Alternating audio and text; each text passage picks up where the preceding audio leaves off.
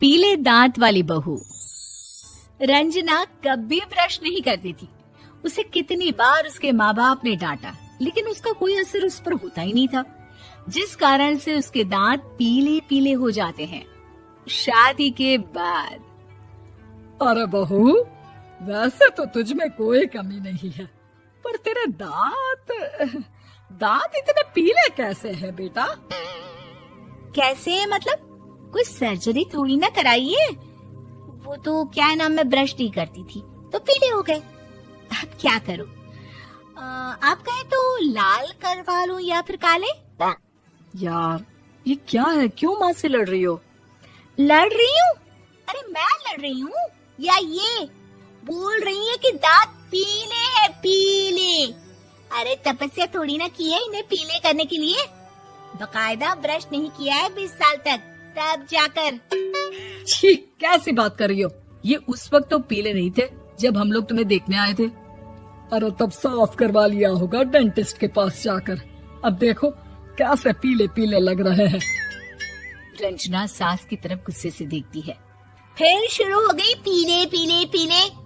अरे पीले तो तब भी थे जब मेरे हाथ का रसगुल्ला उड़ा उड़ा कर खा रही थी और बोल रही थी, लड़की नहीं गुणों का खजाना दे रहे भाई साहब आप। खैर, अब वो लोग करते भी तो क्या करते, पीले दांत वाली बहू पल्ले पड़ी थी तो झेलना तो था ही। एक दिन कीर्तन में रंजना गाना गा रही थी। अरे कमला बहन, माँ का द्वार है, यहाँ तो सब शुद्ध होकर आते हैं, फिर अपनी बहू को ब्रश भी नहीं करवाती तुम। दूर से पीले पीले दांत भक्ति में बाधा उत्पन्न कर रहे हैं। अरे कोई 2 साल के बच्चे थोड़ी ना लेकर आई हूँ मैं बहू बनाकर। अच्छी खासी लड़की है, अरे कैसे करवाऊं ब्रश? ये तो उसे खुद करना चाहिए ना। अब माँ बाप तो इसके जैसे तैसे निपटा दिए, ये नहीं सोचा कि सास कैसे संभालेगी। सास बहू को लेकर घर आ जाती है, लेकिन सोच लेती है कि अब इसे लेकर कहीं नहीं जाएगी। अगले रोज बहू कहती है, अरे क्या हो गया, मंदिर नहीं जाना क्या? कीर्तन का वक्त हो रहा है। मेरी मधुर वाणी से कान्हा जी जागते हैं और सोते हैं। आप तो जानती है ना उनकी भक्ति में कितना मन लगता है मेरा। वो क्या है ना, तबीयत ठीक नहीं लग रही है मेरी, आराम करूंगी मैं। तबीयत ठीक नहीं लग रही? अभी तो मिथुन के गाने पर नाच रही थी आप, और अब बोल रही है कि तबीयत ठीक नहीं लग रही। अरे भक्ति में मन लगा लो सासू माँ, ऊपर जाना है, क्या मुंह दिखाओगी आप? हाँ? सास को बहू की बात पर गुस्सा आ जाता है। मैं क्या मुंह दिखाऊंगी, इसकी चिंता तो ना कर, समझी? अपने मुंह की चिंता कर, जो ये पीले पीले दांत लेकर हर जगह पहुंच जाती है। पता है लोग कितना मजाक बनाते हैं। ना जी ना, मैं नहीं जाना कहीं तेरे साथ। तो ये बात है, कोई ना, मत जाओ, मैं अपने कमरे में ही बैठकर भक्ति कर लूंगी। ऊपर वाला दांत थोड़ी ना देखता है, मन देखता है, भावना देखता है। और अरे बस बस, तू सब कुछ दिखा, बस ये सफेद चमकदार दांत ना दिखाना किसी को, है? जा यहाँ से। बहू को सास की बात का कोई फर्क नहीं पड़ता, वो तो जैसी थी वैसी ही रह जाती है। सुबह नहाकर किचन में खाना बनाना, फिर खाना खाना, कीर्तन भजन करना और सो जाना।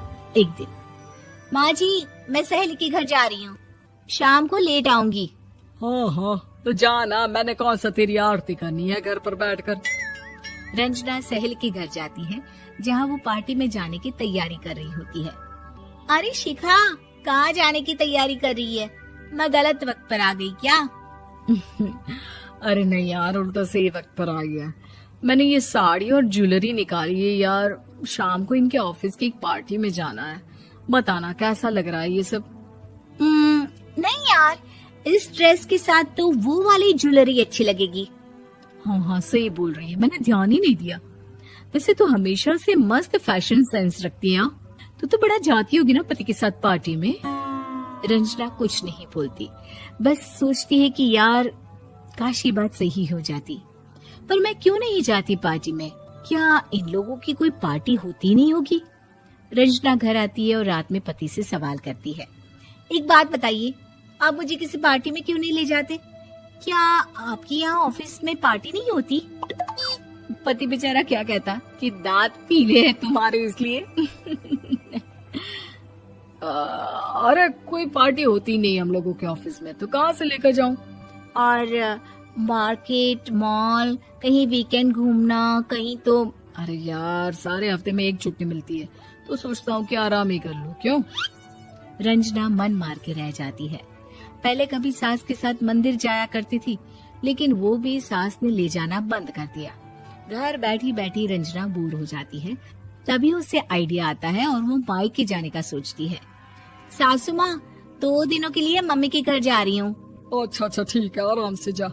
और हाँ, माँ से कुछ अच्छी आदत सीख कर आना कि कैसे शरीर के हर भाग की तरह दांतों की सफाई भी जरूरी होती है, समझी? शुरू हो गई ना आप। वो लोग आपकी तरह नहीं है कि छोटी छोटी बात का बतंगड़ बना दे। उन लोगों के लिए मैं मायने रखती हूँ, ना कि मेरे पीले पीले दांत। रंजना माँ को बिना बताए उन लोगों को सरप्राइज देती है, लेकिन जैसे ही वो दरवाजे पर पहुँचती है, अंदर देखती है कि घर वाले कहीं जा रहे होते हैं। अब माँ, काश रंजना दीदी के दांतों वाली प्रॉब्लम नहीं होती, तो वो भी हम लोगों के साथ चलती ना बुआ जी की बेटी की शादी में। हाँ बेटा, लेकिन अब उसे कौन समझाए कि उसको उसके पीले दांत नहीं दिखते, लेकिन उसके आसपास के लोगों को कितना एम्बैरेसिंग फील कराते हैं। मुझे तो कितनी बार उसके स्कूल की टीचर ने शिकायत की कि उसके साथ कोई लड़की बैठना भी नहीं चाहती, और ना ही कॉलेज में कोई उससे बात करना चाहता था। लेकिन पता नहीं क्यों उसे ये बात समझ में ही नहीं आती। कोई कमी नहीं है उस लड़की में, बस यही कि दांत पीले हैं। वो तो भला हो जीजाजी और उनकी माँ का, जो दीदी को जैसी है वैसे ही रखा हुआ है। रंजना को अपने घर वालों की बात सुनकर बहुत दुख होता है। वो सोचती है कि वो क्या करे, लेकिन फिर वो सीधा डेंटिस्ट के पास जाती है, अपने दांत चमकाती है और कसम खाती है कि वो रोज ब्रश करेगी। अरे क्या हो गया? तुम तो 2 दिनों के लिए गई थी ना, पर कोई ना, अच्छा है, चलो आ गई तो।